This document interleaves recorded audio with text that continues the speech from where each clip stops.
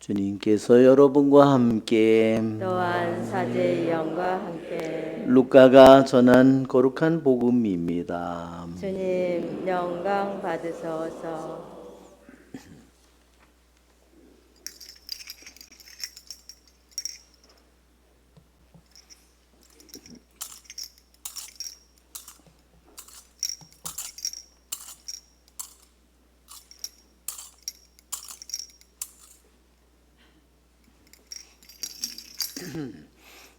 그때 지도자들은 예수님께 이자가 다른 이들을 구원하였으니 정말 하느님의 메시아 선택된 이라면 자신도 구원해 보라지 하며 빈정거렸다.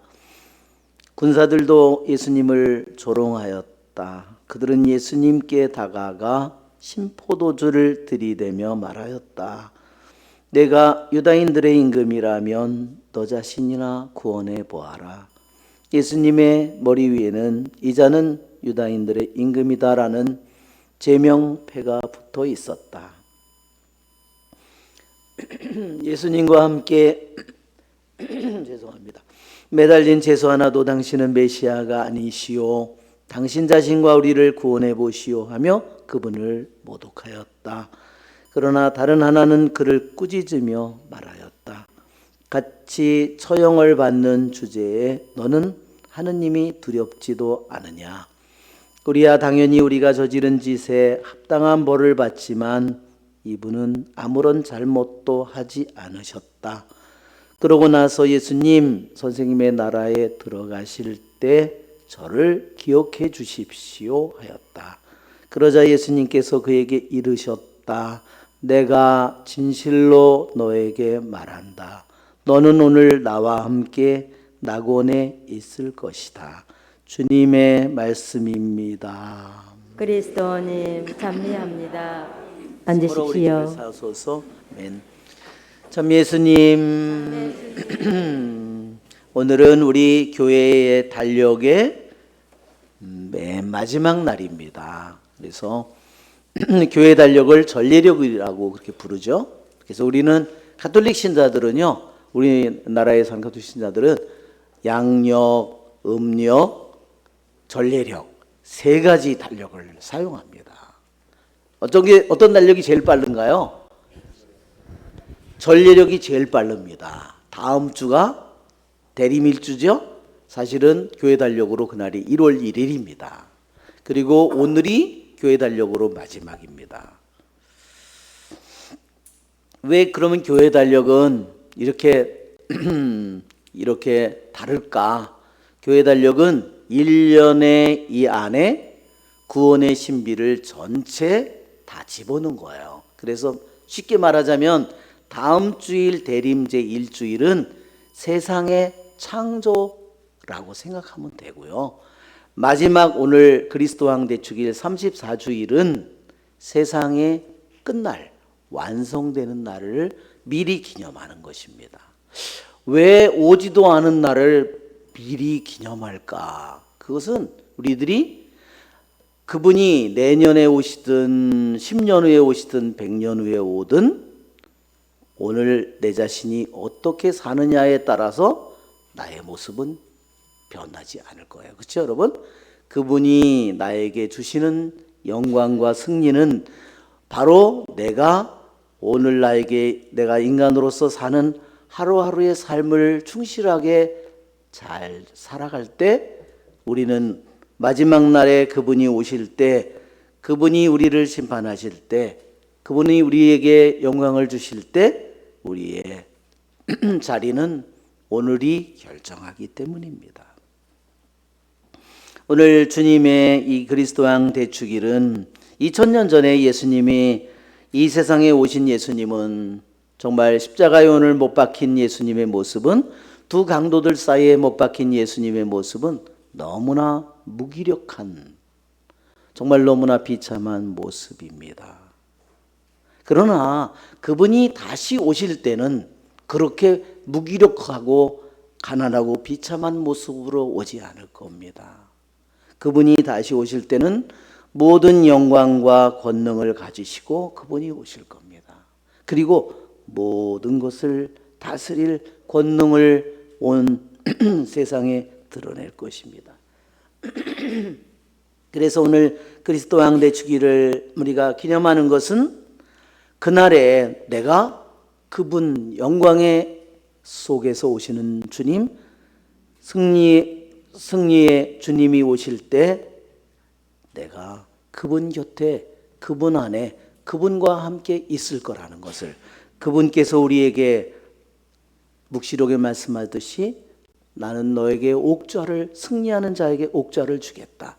그것이 그분이 나를 하느님의 아들, 딸로 부른 이유입니다. 그분과 함께 그분의 영광과 권능과 은총과 사랑과 빛을 영원히 누리도록 우리를 부르신 것이기 때문입니다.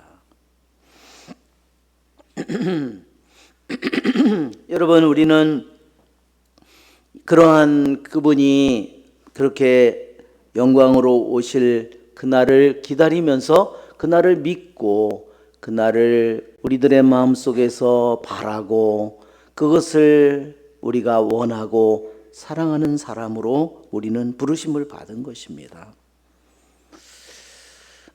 그러나 우리는 이 세상에서, 이 세상 가운데에서 매일매일을 살아갑니다. 주님은 우리들에게 생명을 주셨고, 그분은 나에게 육체를 주셨고, 그렇죠? 나에게 정신을 주셨고, 나에게 영을 주셨고, 마음을 주셨고, 나에게 생명을 주셨습니다. 그러나 한번 생각해 보면 이것은 영원한 것이 아닙니다. 우리들의 육체의 생명은, 그렇죠? 여러분, 우리들이 눈을 뜨는 거, 그것도 나의 나라입니다. 그렇죠? 내가 소리를 듣는 것, 그것도 나의 나라입니다. 내가 손으로 무엇을 쥐고 내가 뭘 손으로 놓는 거, 그것도 나의 나라입니다. 내가 말하고 내가 어떤 냄새를 맡고, 그렇죠? 내가 먹고 뭐를 씹고, 그 모든 나의 나라이고 나의 왕국이죠. 내가 어떤 생각을 하고, 내가 누구를 사랑하고 누구를 미워하고 누구를 판단하고, 판단할 수 있지만 내가 너그럽게 봐주고, 그 모든 것들이 나의 나라이고 나의 왕국입니다. 그렇죠, 여러분? 그러나 이 모든 나의 나라와 왕국이 언젠가는 끝납니다. 그때는 나의 눈도 손가락도 단 한마디도, 나는 숨 하나도 쉴 수 없는 나의 나라가 끝나는 날이 오겠죠.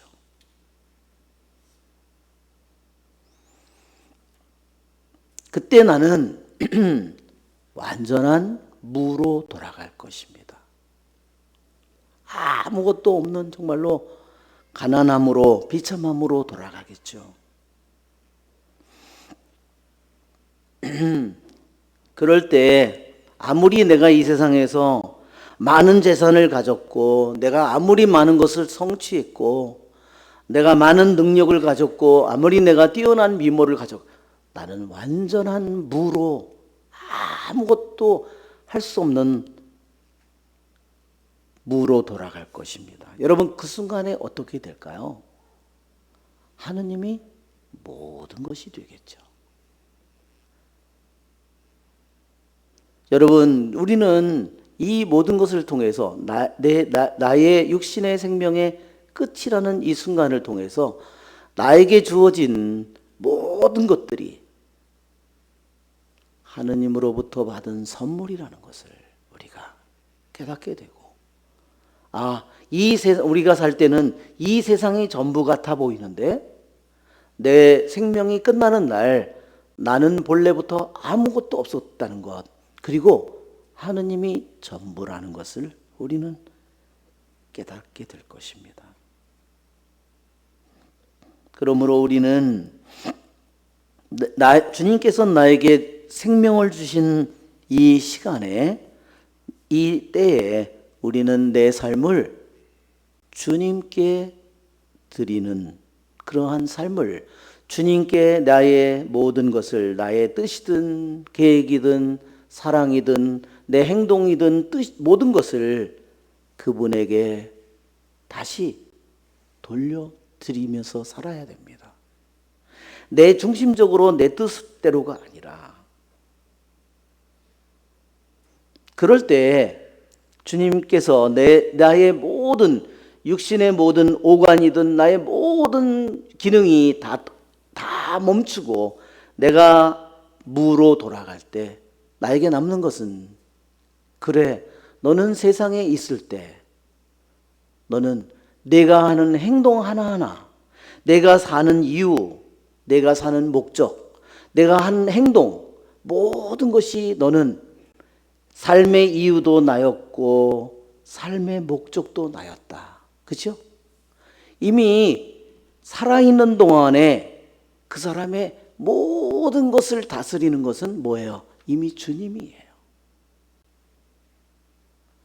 자기의 육체든 자기의 성적인 생활이든 자기의 돈을 쓰는 것든 자기의 소비 생활이든 자기의 삶의 방식이든 세상을 보는 방식이든 모든 것이 이미 주님 뜻대로 이루어지고 있어. 그것은 이미 주님의 나라가, 그리스도의 나라가 이미 우리들 안에서 이루어진 것입니다. 나는 더 이상 돈도 사용할 수 없고 육체도 사용할 수 아무것도 없지만 내 평생 동안 살아온 나의 마음 속에 그분은 이미 나를 다스리고 그분의 빛은 이미 내 속속들이에 모든 것을 다스리는 겁니다. 미래가 아니라 그리스도께서 언제 오실지 모르지만 나는 나에게 주어진 나의 생애 동안에 나는 그분에게 나의 삶의 이유도 나의 삶의 목적도 오늘 하루 나의 시간의 나의 시작도 알파도 나의 삶의 오늘 하루 나의 끝도 알파도 오메가도 모두 당신입니다. 내 행동의 알파도 오메가도 다 당신입니다. 내가 살고 있는 모든 나의 이유도 당신이고 삶의 목적도 당신입니다. 그의 속에 이미 하느님의 나라가 육신의 나라, 우리 정신의 나라를 내가 가지고 이 세상에 살아있는 유한한 이 세상에 살아있는 동안에 그는 자신의 모든 삶을 다해서 이미 그리스도의 나라를 이루어 가고 있는 것입니다.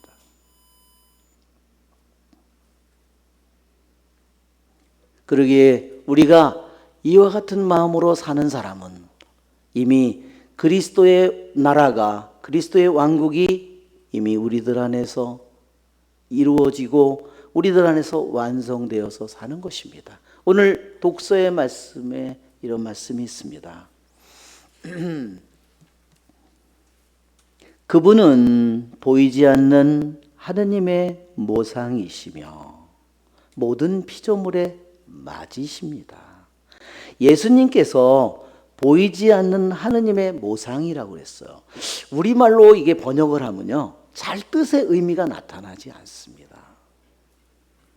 우리말인데도 우리에게 힘들어요. 의미가 잘 선명하게 와닿지 않습니다. 그 말은 뭐냐면요, 예수님은 보이지 않는 하느님의 모상이라는 것은 무슨 뜻이냐면, 원래 이 성경이 쓰여진 그리스어로 뭐냐면 모상이라는 것은 이콘이에요. 이콘 또는 아이콘이라고, 이콘입니다. 동방교회 이콘 그림 있죠? 예수님 성화, 성모님 성화, 수많은 성화들이 있잖아요. 그 그림을 다 이콘이라고 부릅니다. 자, 그것은 분명히 이미지가 거기 들어있죠? 어떤 형태나 윤곽이나 모든 색깔이나 모든 것이 들어있죠? 이미지를 가지고 있는 겁니다. 영어로는 이 이콘을 이미지라고 번역합니다. 즉, 이 말은 뭐냐면 예수님은 보이지 않는 하느님은 보이지 않는데 예수님은 어떤 분이냐면, 하느님의 모상이라는 것은 무슨 뜻이냐면 보이지 않는 하느님을 보여주는 이미지라는 거예요.